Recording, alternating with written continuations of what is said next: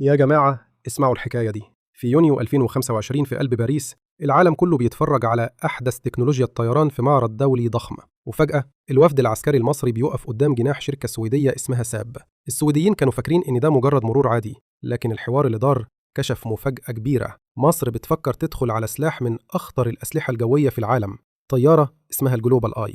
الطيارة دي مش مجرد وسيلة نقل، دي عين إلكترونية بتشوف كل حاجة، ودعامة برادار جبار بيغطي مسافة توصل ل 450 كيلو متر، وبيقدر يرصد كل شيء من الطيارات الحربية الكبيرة لحد الطيارات المسيرة الصغيرة، وحتى قارب سريع في البحر أو عربية في الصحراء. الأخطر إن الجلوبال آي مش بس رادار واحد، دي فيها 3 رادارات مختلفة، واحد للأهداف الجوية، واحد للبحرية، وواحد للبرية. يعني بتأمن السماء، البحر والأرض في نفس الوقت. الإمارات سبقت واشترت 5 منها، والنتائج كانت مبهرة لدرجة إن الجيش المصري قرر لازم نجيبها. لكن ليه دلوقتي؟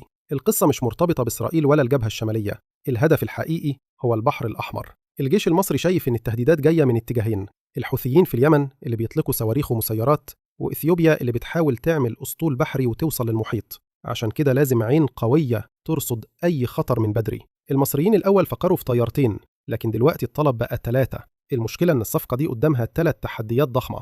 أولاً، إزاي ندمج الطيارة السويدية مع منظومة دفاع جوي مصرية معقدة فيها صيني وروس وأمريكي وألماني؟ ثانياً، التكلفة الضخمة، بس مصر لعبتها صح وطلبت تقسيط. ثالثاً، السيادة والصيانة، القاهرة عايزة مركز صيانة جوه مصر، وده معناه إن السويد لازم تكشف أسرارها. لو الصفقة تمت، دي مش بس خطوة عسكرية، دي رسالة سياسية كمان، إن مصر بتفك ارتباط تدريجي مع السلاح الأمريكي وبتفتح الباب لأسلحة أوروبية متطورة. في عز الأزمة الاقتصادية، مصر بتستثمر في سلاح استراتيجي يحمي مصالحها وأمنها القومي، لأن السلام محتاج قوة تحميه.